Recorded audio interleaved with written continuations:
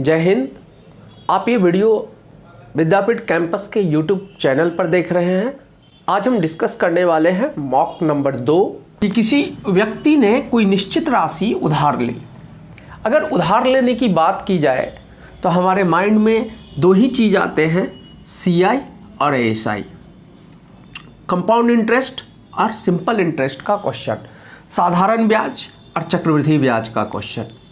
कहता है कि पहले वर्ष के अंत में 4,000 रुपया तथा दूसरे वर्ष के अंत में 7,700 रुपये का भुगतान करके इसे चुकाने के लिए तैयार हुआ। कोई इंसान कुछ रुपए उधारी लेता है और वो रुपए 2 किस्तों में उसे चुकाता है। पहले साल फर्स्ट ईयर 4,000 रुपया और सेकेंड ईयर वो 7,700 रुपया पे करता है। कहता है कि यदि वार्षिक रूप से चक्रवृद्धि होने वाली ब्याज दर 10% हो, यानी कि जो इंटरेस्ट है, जो रेट है वो 10% है, कितने सालों के लिए लिया गया?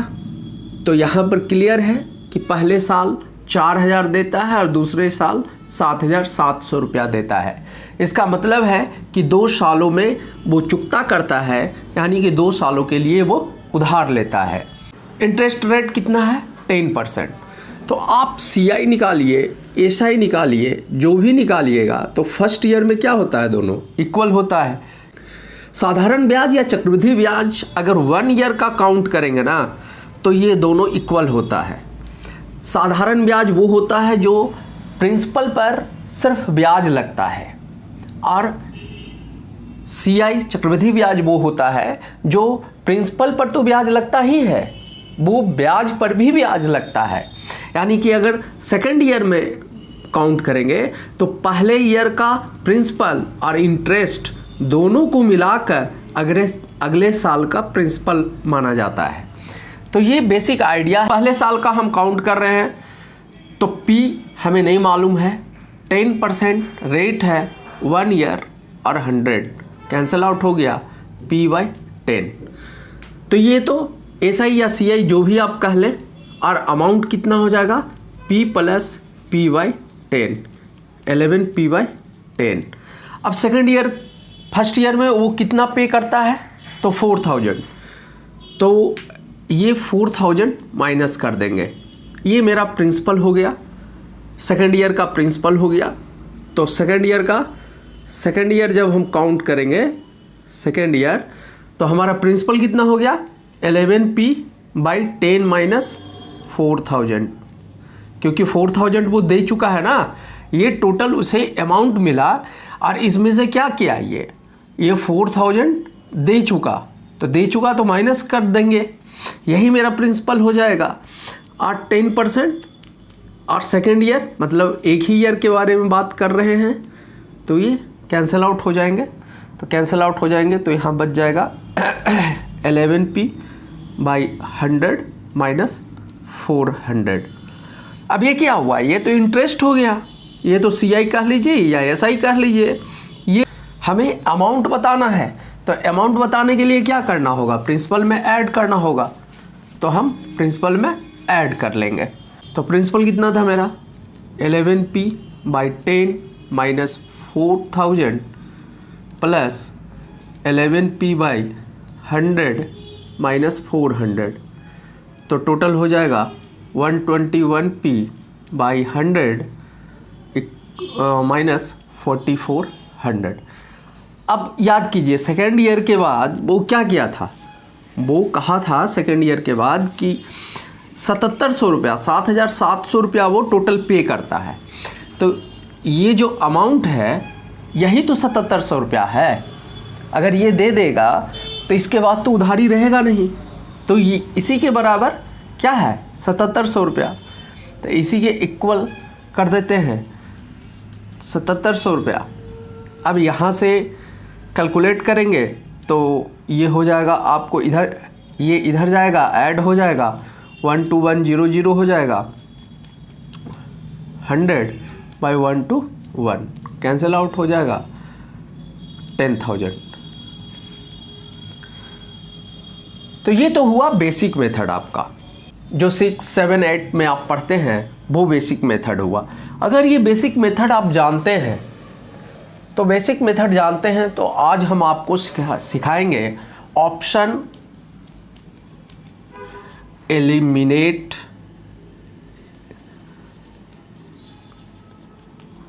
मेथड। हमें ऑप्शन से देखना होता है। ऐसे क्वेश्चंस आएंगे जो भारी भरकम रहेंगे, जो देखने में तो बहुत बड़े हैं, तो इन्हें हम ऑप्शन एलिमिनेट मेथड से देखेंगे। तो ऑप्शन एलिमिनेट मेथड के लिए सबसे पहले जो हम करेंगे वो ये कि अपना IQ कितना ज़्यादा है कितना कम है। अगर आपकी IQ है ठीक ठाक और आपका दिमाग कह रहा है कि 10,000 नहीं 11,000 होगा क्वेश्चन पढ़ने के बाद, आपकी प्रैक्टिस भी कह रही है कि आपने जितने क्वेश्चंस का प्रैक्टिस किया है उसके अकॉर्डिंग 11,000 होगा, तो हम सबसे पहले 11,000 को चेक करेंगे। अब देखिए थोड़ा फास्ट कैलकुलेशन करेंगे। 11,000 पर 10% का 1 ईयर में निकालेंगे तो 1100 आ जाएगा। अब 1100 और 11,000 उस पर ऐड कर देंगे तो ये 12,100 हो जाएगा। 12,100 में से 4,000 वो दे चुका होगा 1 ईयर के बाद, यानी कि 8100 रुपया रिमेनिंग बचेगा और 8100 रुपया का 10% फिर लगेगा तो ये हो जाएगा 810 रुपया। और 810 रुपया में 8100 को ऐड करेंगे तो ये 8910 रुपया हो जाएगा। और 8910 रुपया लास्ट में नहीं पे किया गया है, बल्कि लास्ट में पे कितना किया गया है 7700। इसका मतलब कि ये ऑप्शन नहीं होगा। अब हम दूसरे ऑप्शन की तरफ बढ़ेंगे। दूसरा ऑप्शन 10,000 है। 10,000 का 10% 1 ईयर के लिए 1,000। 1,000 में 10,000 को ऐड करेंगे 11,000। 11,000 में 4,000। 1,000 क्यों ऐड किया? क्योंकि ये इंटरेस्ट था और ये प्रिंसिपल था, मतलब ये मिश्रधन निकालना है तो ये मूलधन है और ये ब्याज है। और बचा कितना 7,000 रुपया, क्योंकि 4,000 वो पे कर चुका था तो 7,000 बचा। अब 7,000 का अगले साल फिर वो इंटरेस्ट लेगा तो 700 रुपया बचेगा। 700 इंटरेस्ट आएगा और 700 रुपया में 7,000 रुपया जो आपका मूलधन है उसको जोड़ेंगे तो 7700 रुपया हो जाएगा। और यही तो 7700 रुपया दे करके वो रफा दफा किया था, अपना ऋण चुकाया था। इसका मतलब कि 10,000 वाला ऑप्शन सही है। तो इस तरह से अगर आप कैलकुलेशन फास्ट करते हैं तो आप इसे सॉल्व कर सकते हैं ऑप्शन एलिमिनेट मेथड से। अगर आपको इससे भी ज़्यादा एडवांस मेथड देखना है, समझना है, सीखना है तो आप YouTube पर प्लेलिस्ट पर जाएं, खोलें, SICI वाली चैप्टर देखें और वहाँ से विद्यापीठ कैंपस के प्लेलिस्ट से SICI की चैप्टर आप पढ़ें। दूसरा प्रश्न कहता है कि A और B की वर्तमान आयु का अनुपात 7:8 है। A और B की वर्तमान आयु का अनुपात 7:8 है। अब से 6 वर्ष बाद उनकी आयु का अनुपात 8:9 हो जाएगा। यदि C की वर्तमान आयु A की वर्तमान आयु से 10 वर्ष अधिक है तो C की वर्तमान आयु ज्ञात करें। देखिए इस क्वेश्चन में आपको फंसाने के लिए एक अलग से C डाल दिया है। A और B के साथ साथ आपको C इसलिए डाला है ताकि आपके माइंड में कन्फ्यूजन क्रिएट किया जाए। तो कन्फ्यूज नहीं होना है। दिया हुआ है A और B की एज का अनुपात, तो रेशियो दिया हुआ है 7:8। अब दोनों में x शामिल है, ये तो फिक्स है कि x शामिल है, दोनों को x लगा दिए। अब 6 वर्ष बाद तो दोनों के एज में 6 ईयर ऐड कर दिए। कहता है कि इनका अनुपात 8:9 हो जाता है, तो 8:9 कर दिए। अब इसे सॉल्व कर लेंगे तो 9 सते 63 और 9 छक 54, 8 64 और 8 छक 48। सॉल्व करेंगे तो x इक्वल टू 6 आ जाएगा। x इक्वल टू 6 आ गया तो a कितना माने थे 7x, यानी कि 42 ईयर्स का कौन है a है। और c कितना a से है, c से a कितना बड़ा है तो 10 ईयर बड़ा है। क्वेश्चन में कहता है तो c कितना हो जाएगा 42 + 10 52 ईयर्स। अब देखिए यहाँ जो ऑप्शन दिया हुआ है ये 52, 59, 56 और 45 दिया हुआ है, लेकिन कभी कभी आपके एग्ज़ाम में ये ऑप्शन बदल भी सकता है। जो ऑप्शन है वो ये 42 भी हो सकता है, तो आप ऐसा गलती ना करेंगे कि ए निकाले 42 टिक आउट करके चले आए। नहीं, आपको क्वेश्चन प्रॉपर वे में पढ़ना है, समझना है कि क्वेश्चन क्या कह रहा है, क्योंकि सीट डाला ही गया है आपके दिमाग में कन्फ्यूजन क्रिएट करने के लिए। और अगर आप कन्फ्यूज्ड हो गए तो फिर एग्ज़ाम देने का कोई मतलब नहीं, पढ़ने का फिर कोई मतलब नहीं है। तो इस चीज़ को समझिएगा कि सी निकालना है हमें और सी 52 ईयर्स का होगा। अगला क्वेश्चन देखते हैं हम लोग। अगला क्वेश्चन कहता है कि संख्या में k के अधिकतम मान और न्यूनतम मान के वर्गों का योगफल ज्ञात करें जिससे संख्या 45082k 3 से विभाज्य हो। अब आपको 3 से विभाज्य हो अगर यहाँ दिया हुआ है, इसका मतलब है कि 3 से जो डिवाइड होने का रूल है वो पता होना चाहिए। तो देखिए 3 से डिवाइड होने का रूल कहता है कि जो डिजिट दिया हुआ रहता है उस डिजिट को हम ऐड करते हैं। जैसे 4 5 9 9 0 9 ही रह जाएगा और 8 17 मतलब 17 17 2 19, तो 19 प्लस k। अब ये आया। अब ये अगर 3 से डिविजिबल है तो फिर 3 से ये पूरा डिविजिबल होगा। तो अगर ये विभाज्य हो जाता है 3 से तो ये संख्या विभाज्य हो जाएगा 3 से। इसका नियम यही कहता है। तो इस नियम के अकॉर्डिंग जब आप पढ़ेंगे 3 से, 2 से, 4 से, 5 से, 6 से, 7 से, 8 से, 9 से, 11 से, ये सारा नियम है कि ये विभाज्य कैसे होते हैं संख्या, इसे आपको सीखना होगा। तो ये मैं 3 से विभाज्य के रूल के अकॉर्डिंग इसे बता रहा हूँ। और अब देखिए अब 19 है, यहाँ k का क्या वैल्यू हम रखेंगे कि ये विभाज्य हो जाएगा। ऑप्शन मेरे पास है, इसका न्यूनतम और अधिकतम मान के वर्ग इतने हैं। तो देखिए सबसे पहले अगर k इक्वल टू हम 2 पुट कर दें तो 21 हो जाएगा और ये क्या हो जाएगा विभाज्य हो जाएगा, नो डाउट। तो 2 का स्क्वायर कितना हो गया, 2 का स्क्वायर अगर देखें तो ये कितना हो गया 4। तो न्यूनतम मान कितना हुआ 2। अब अधिकतम मान की हम चर्चा करते हैं। अधिकतम मान क्या ले सकते हैं बताइए, चूँकि वो 10 के बिलो होना चाहिए, ये आपको दिमाग में रखना है, 10 बिलो होना चाहिए।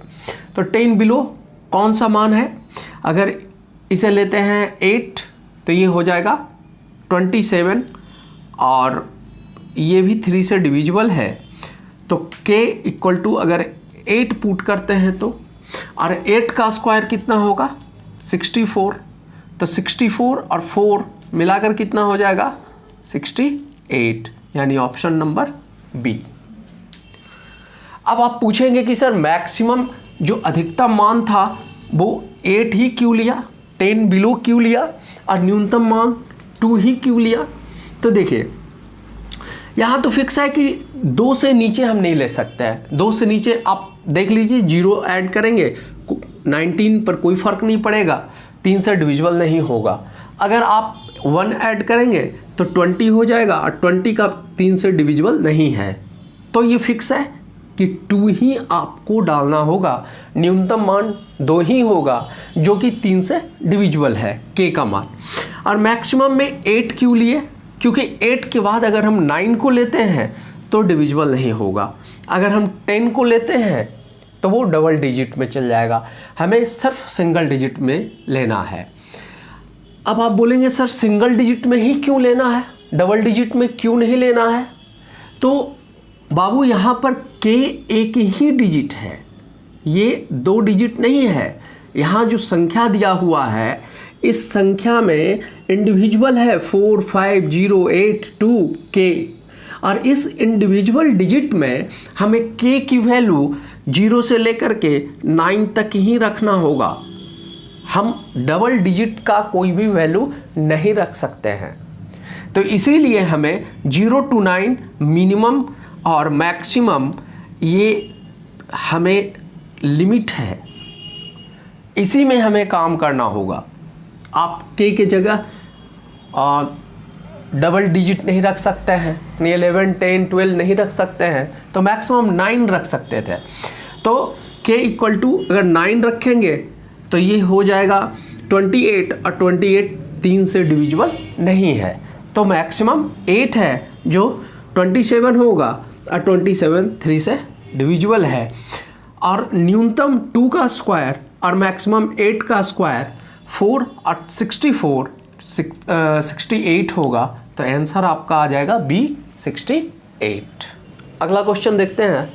अगला क्वेश्चन कहता है कि किसी वस्तु का क्रय मूल्य और अंकित मूल्य क्रमशः 720 रुपया और 900 रुपया है। कहता है कि जो क्रय मूल्य है वो कितना है 720 रुपया, और जो अंकित मूल्य है वो कितना है, वो है 900 रुपया। अगर x% की छूट पर बेचा जाता है तो जो लाभ होता है वो 5x/3% होता है। तो x की वैल्यू बताइए। तो सबसे पहले देखेंगे कि अंकित मूल्य कितना है 900 रुपया। अब 900 रुपया पर x% का छूट दिया जाता है, तो छूट हमने दे दिया, तो 900 माइनस 9x, इतने रुपया पर उस वस्तु को बेच दिया गया छूट देने के बाद। अब ये क्या हो गया आपका विक्रय मूल्य, ये हो गया आपका विक्रय मूल्य। अब लाभ क्या होगा, तो लाभ क्या होता है, लाभ होता है विक्रय मूल्य माइनस क्रय मूल्य। तो विक्रय मूल्य कितना है 900 माइनस 9x, और क्रय मूल्य कितना है, इसमें से माइनस कर लीजिए 720 रुपया, तो ये हो जाएगा आपका 180 माइनस 9x। अब यहाँ परसेंटेज लाभ दिया हुआ है, तो इसका मतलब कि आपको भी परसेंटेज लाभ निकालना होगा। तो परसेंटेज लाभ कितना दिया हुआ है 5x/3, और इधर परसेंटेज लाभ कितना हो जाएगा, लाभ 180 माइनस 9x है, और इंटू 100 बाई क्रय मूल्य। क्रय मूल्य 720 रुपया, 0 से 0 कैंसिल आउट हो जाएगा, 24 तिया कट जाएगा, 24 तिया 72, 5 दूनी 10 और 2 12, यानी कि जो फाइनल आया वो 180 minus 9x whole divided by 12। इसे सॉल्व करेंगे तो आपको मिलेगा कितना बचा हुआ है x, तो ये हो जाएगा 12x equal to 180 minus 9x, ये इधर आ जाएगा, तो इधर आ जाएगा तो हो जाएगा 21x इक्वल टू 180। तो यहाँ लिख दे रहे हैं, देखिएगा x इक्वल टू कितना हो जाएगा 180/21। तो इसे देखते हैं, 8 टाइम में 168 होगा, 12 बचेगा 21, ये हो जाएगा आपका 4, ये हो जाएगा 7, यानी 8 होल 4/7 बी नंबर। इसे फिर से समझेंगे क्या हमने किया है, एक बार दोबारा समझने का प्रयास करते हैं। क्वेश्चन कहता है कि किसी वस्तु का क्रय मूल्य और अंकित मूल्य क्रमशः 720 रुपया और 900 रुपया है। क्रय मूल्य 720 और अंकित मूल्य 900 रुपया है। तो जो अंकित मूल्य है उस अंकित मूल्य पर अगर x% का डिस्काउंट दिया जाता है, यानी कि अंकित मूल्य में से अंकित मूल्य का x% घटा दिया जाएगा, तो ये हो गया 900x माइनस 9x। और ये क्या है, इतना में क्या किया गया, बेचा गया। तो बेचा गया मतलब यही तो विक्रय मूल्य है, जिस रेट पर वस्तु को बेचा जाता है वही प्राइस तो विक्रय मूल्य कहलाता है। तो ये विक्रय मूल्य हो गया। अब विक्रय मूल्य पता है, क्रय मूल्य पता है, तो हम लाभ निकाल लेंगे। तो लाभ मेरा कितना आ गया 180 माइनस 9x। और चूंकि यहाँ क्वेश्चन में दिया है कि अगर x% की छूट पर बेचा जाता है तो जो लाभ होता है वो 5x/3% होता है। तो ये परसेंट में लाभ दिया है, यानी कि हमें भी परसेंट लाभ निकालना होगा। तो हमने लाभ निकाल लिया। अब परसेंट लाभ निकालने के लिए क्या होता है, परसेंट लाभ जो दिया है उसको तो हमने लिख दिया यहाँ पर, और इधर फार्मूला लगा दिया, लाभ इंटू 100 बाई क्रय मूल्य। लाभ कितना था 180 माइनस 9x इंटू 100 बाई 720 रुपया। अब इसे कैंसिल आउट हमने किया है। कैंसिल आउट करने के बाद 180 माइनस 9x बाई 12 आया है। 12 को क्रॉस मल्टीप्लिकेशन किया है तो 12x equal to 180 minus 9x, 21x equal to 180, इसको इस साइड लाए हैं प्लस में, और x इक्वल टू 180 बाई 21। और यही फ्रैक्शन को फिर जब हमने ब्रेक किया है तो 8 होल 4/7, 8.4/7, ये आपका आंसर आ गया। यही पूछा था x का मान, और x का मान हमने निकाल लिया है। आपकी कैलकुलेशन जितनी फास्ट होगी क्वेश्चंस उतने ही आसानी से और उतने ही जल्दी बनेंगे। हमने इसमें बेसिक लगाया है, ये बेसिक है। अगर आप चाहते हैं तो एक फार्मूला होता है, मैं फार्मूला लिख दे रहा हूँ, वो फार्मूला भी लगाकर आप इसे सॉल्व कर सकते हैं। देखिए एक फार्मूला होता है CP बाई MP। CP क्या है, क्रय मूल्य बाई अंकित मूल्य। ये मार्केट प्राइस है, ये मार्केट प्राइस है। तो CP by MP equal to 100 minus discount बटा में 100 प्लस परसेंटेज प्रॉफिट। सब कुछ दिया हुआ है, आप डायरेक्ट इस पर पुट कर सकते हैं। क्या दिया हुआ है 720 रुपया, 900 रुपया। इधर दिया हुआ है 100 माइनस x% डिस्काउंट दिया गया था, 100 प्लस उसे 5x/3% का प्रॉफिट हुआ है। इसे जब सॉल्व करेंगे, कैंसिल आउट कर लेते हैं 4, 5। अब देखिए इसे सॉल्व करते हैं।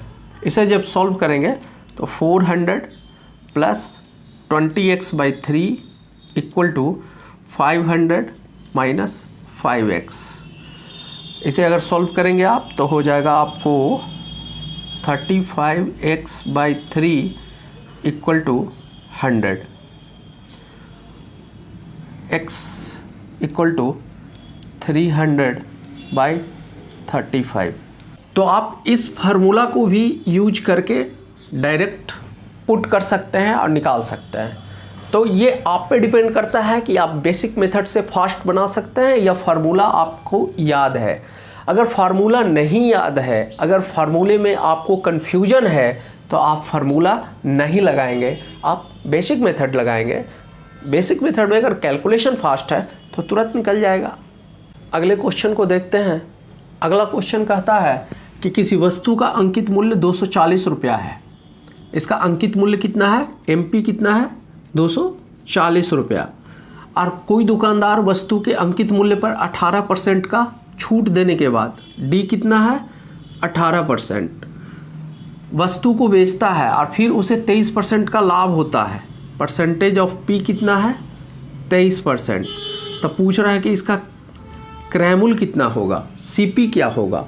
तो हमारे पास क्या फार्मूला है, formula CP divide by MP equal to 100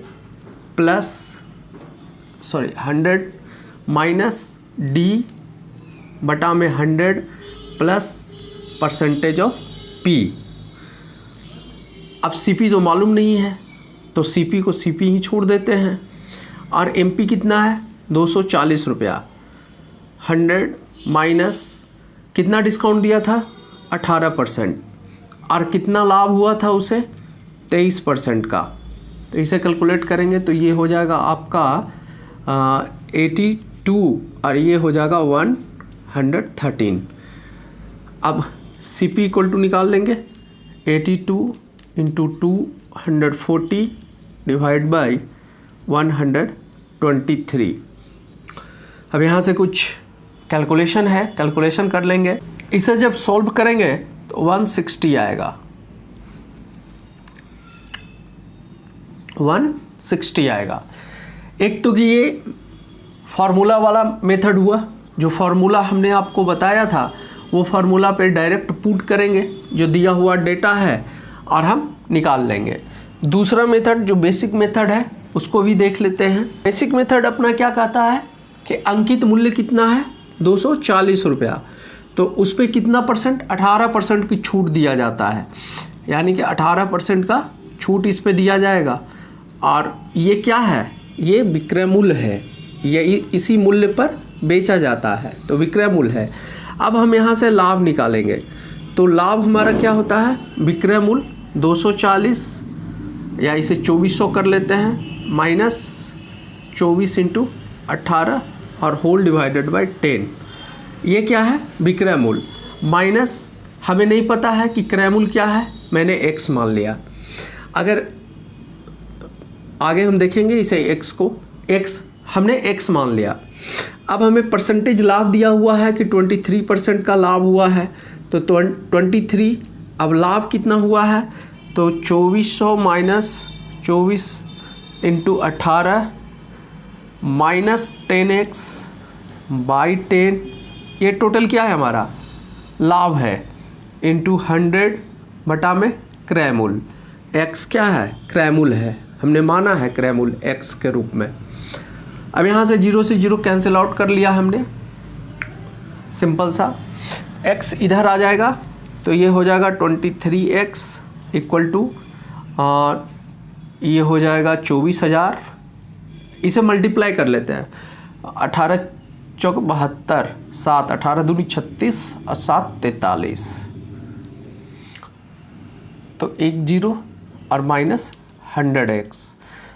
x को इधर लाएंगे तो ये हो जाएगा 123x और ये हो जाएगा 19,680 और x इक्वल टू हो जाएगा 19,680 डिवाइडेड बाय 123, 123। इसे जब सॉल्व करेंगे आप तो 1 टाइम लगाएंगे तो आपको बचेगा 72, ऊपर से 8 आएगा और 6 टाइम कैंसिल आउट हो जाएगा, 160। तो अगर आपका कैलकुलेशन सही है तो आप बेसिक मेथड से जाएंगे।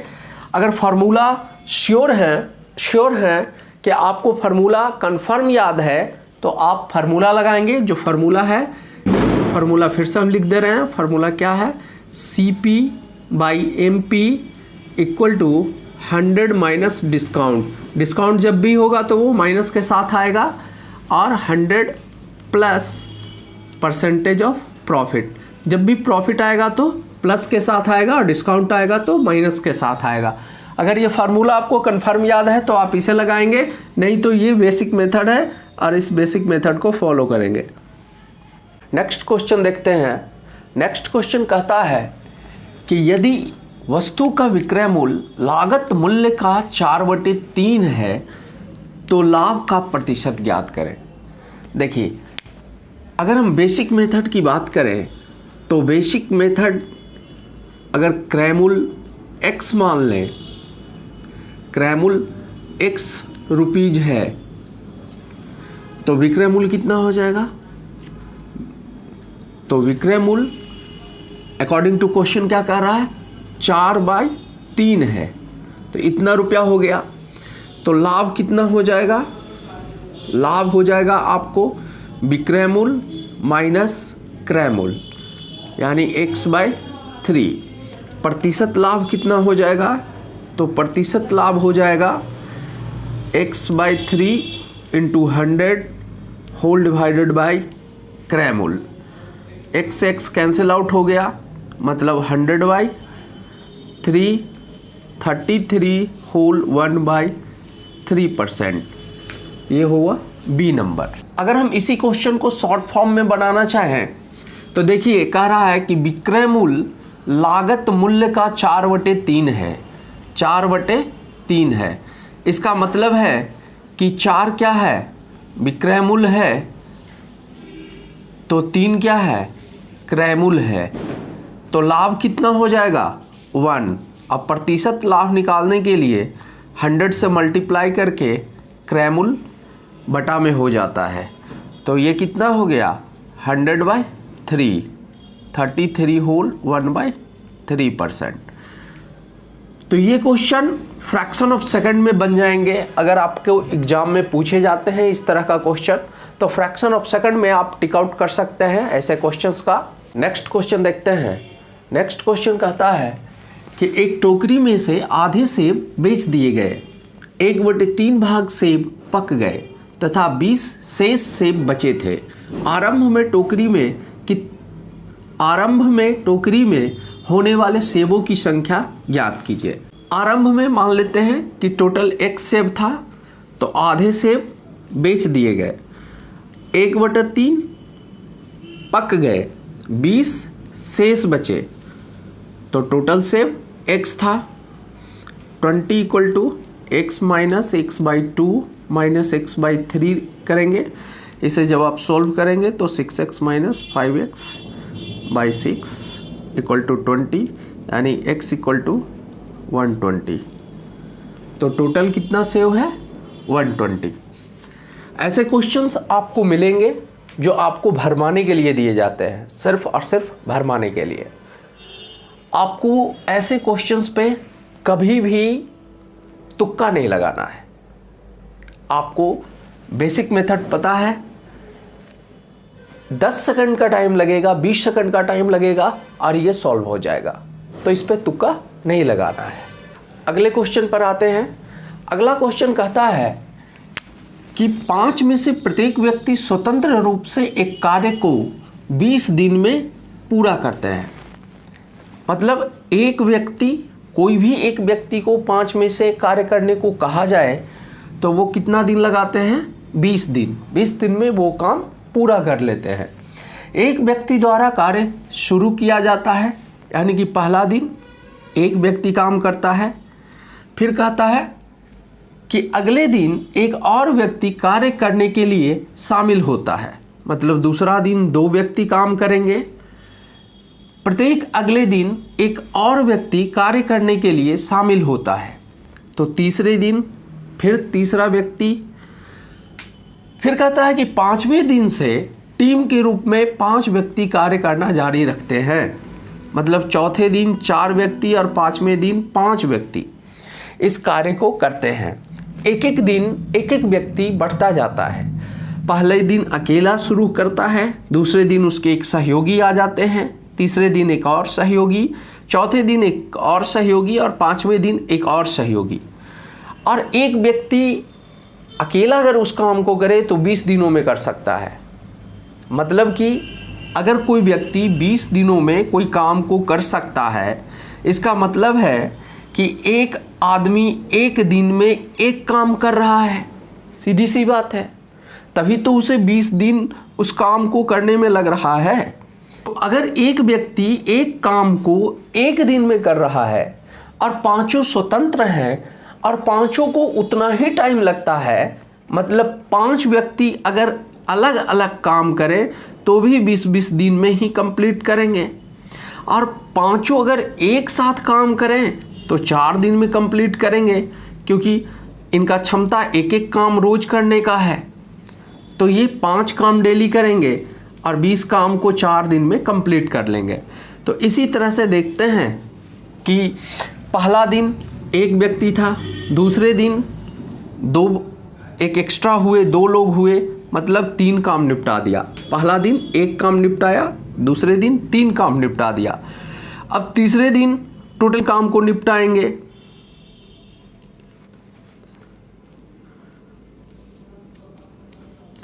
और चौथे दिन 4 काम को निपटाएंगे और 5वें दिन 5 काम को निपटाएंगे।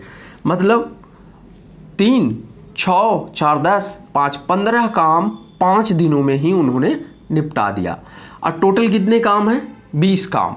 तो मतलब एक दिन और इन लोग काम करेंगे 5 मिलकर, तो काम निपट जाएगा। मतलब 6ठा दिन इन्होंने पूरा 20 काम कर लिया। तो 6 ऑप्शन में है।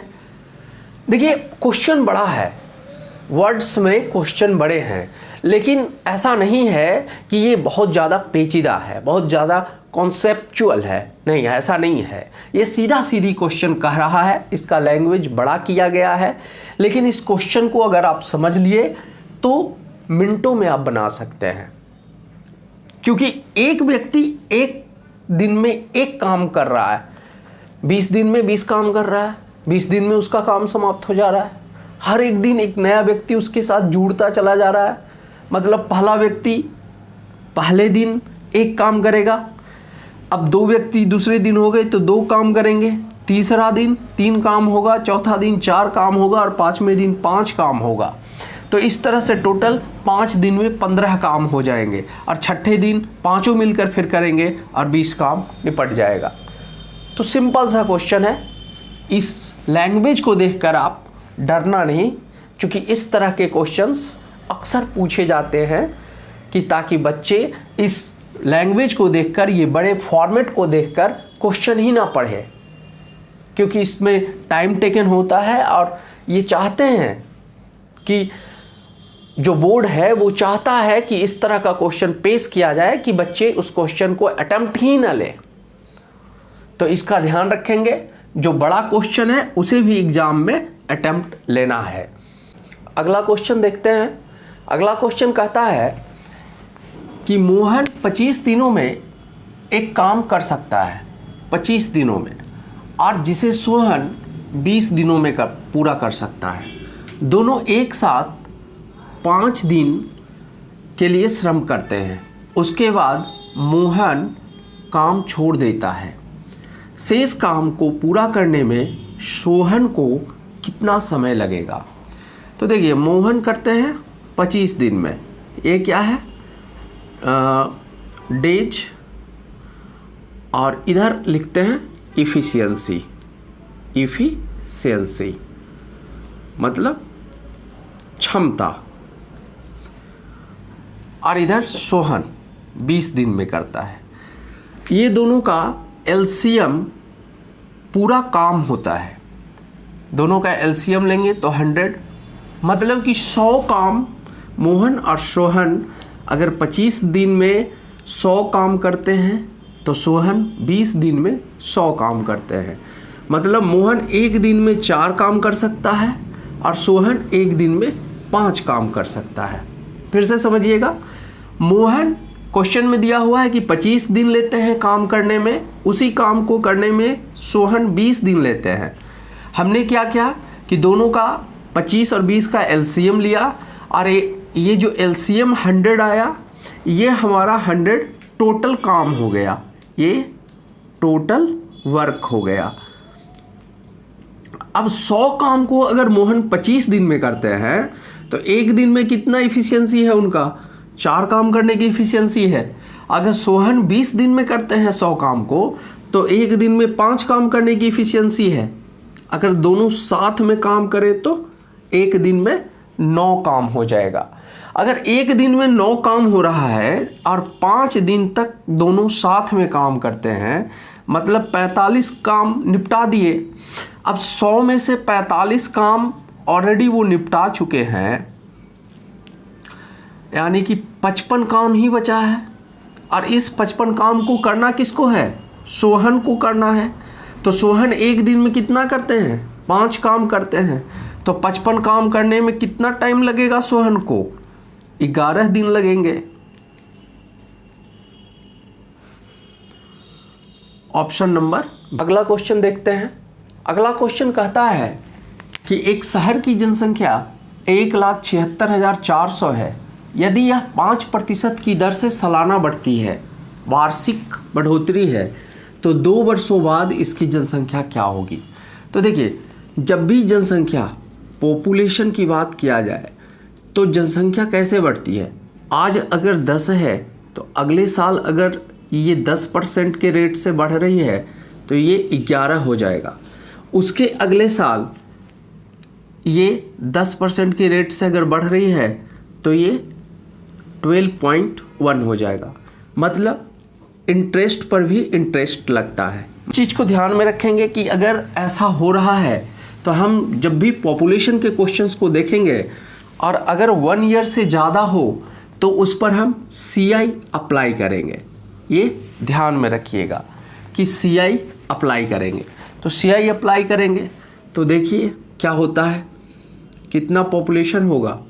पॉपुलेशन हो जाएगा 1,76,400 और कितना है 5%, कितने सालों के लिए, तो 2 सालों के लिए 120। तो ये हो गया 1,76,400 इंटू 21/20 का होल स्क्वायर। ये हो गया 1,76,400 मल्टीप्लाई 21/20 मल्टीप्लाई 21/20। 2 0 से 2 0 कैंसिल आउट और 2 2 जा 4 और 4 4 1। तो ये हो गया 441 मल्टीप्लाई 441 और ये हो जाएगा 194480। आपको याद होना चाहिए कि 441 इंटू 441 कितना होता है। तो इस शहर की जनसंख्या ऑप्शन ए है 1,94,481। अगला क्वेश्चन कहता है कि एक कक्षा में 40 विद्यार्थियों की औसत आयु 15 है। 40 विद्यार्थियों की औसत आयु 15 है। जब 10 नए विद्यार्थी और सम्मिलित हो जाते हैं तो आयु का औसत 0.2 वर्ष बढ़ जाता है। तो नए विद्यार्थियों की औसत आयु क्या होगी। तो देखिए टोटल कितना विद्यार्थी था 40 और उसका औसत कितना था 15, तो ये 600। अब नया 10 बढ़ गया मतलब 50 हो गया, तो 50 होने के बाद औसत आयु कितना हो गया 15.2। तो ये हो जाएगा आपका 0 0 और 76 और पॉइंट यहाँ बैठ जाएगा, मतलब ये दोनों का डिफरेंस 160 का हो गया। तो नया विद्यार्थी जो आया है वो कितना आया है 10, तो जो औसत आयु है वो कितना है 16 वर्ष। अब देखिए दोनों का डिफरेंस हम क्यों निकाले, क्योंकि यहाँ पर जो था वो 40 स्टूडेंट का था औसत आयु 15 वर्ष और यहाँ 50 स्टूडेंट का औसत आयु था। तो आप जब इसे बेसिक मेथड से बनाएंगे तो कैसे लिखेंगे, x1 plus x2 plus and so on, कहाँ तक x40 तक कितना है 600 और x1 plus x2 plus and so on x50 तक कितना है 760। तो x41 टू x50 कितना हो जाएगा 760 माइनस 600 160। तो जो औसत आयु होगा वो क्या हो जाएगा बाई 10 तो क्या हो जाएगा 60। तो अगर आप बेसिक मेथड से बनाएंगे तो इस तरह से आपको बनाना होगा। अगर आपको बेसिक मेथड का कुछ आइडिया है, आप कैलकुलेशन कर सकते हैं, थोड़ा सा फास्ट हैं, अगर कैलकुलेशन करने आता है तो आप इस मेथड को ही अपनाएंगे। तो ये फ्रैक्शन ऑफ सेकंड्स में बनने वाले क्वेश्चंस हैं। ऐसे एवरेज के क्वेश्चंस कोई भी हो वो फ्रैक्शन ऑफ सेकंड में ही बनते हैं। अगला क्वेश्चन देखते हैं। अगला क्वेश्चन कहता है कि किसी कक्षा की परीक्षा में 40 छात्रों के औसत अंक 45 है। बाद में पाया गया कि 2 स्थानों पर 25 को 35 पढ़ा गया और एक स्थान पर 38 को 32 पढ़ा गया है। तो देखिए सबसे बड़ी बात है कि टोटल 40 स्टूडेंट है, औसत 45 है, मतलब 1800। अब 2 स्थानों पर 25 की जगह कितना 35 पढ़ लिया गया है, यानी कि 10 गलत पढ़ लिया गया है, ज़्यादा पढ़ लिया गया है और एक जगह 38 की जगह 32 पढ़ा गया है, मतलब 6 कम पढ़ लिया गया, तो टोटल 14 गलती हो गई है और वो 14 ज़्यादा पढ़ लिया गया है। तो 1800 से हम 14 को घटा लेंगे तो हो जाएगा 1786। और 1786 क्या है अपना 40 स्टूडेंट का है, तो यही तो एक्चुअल है, कक्षा के वास्तविक औसत अंक यही है ना। तो 40 स्टूडेंट है टोटल, तो ये हो जाएगा 40 चौका 160 और 40 चौका 160 दशमलव 40 छक्का 240 और 40 बचे 200, तो ये 44.65, ये आपका ऑप्शन बी है। तो औसत का, एवरेज का कोई भी क्वेश्चन आएगा ना तो आप फ्रैक्शन ऑफ सेकंड्स में बना सकते हैं अगर आपका कैलकुलेशन फास्ट है।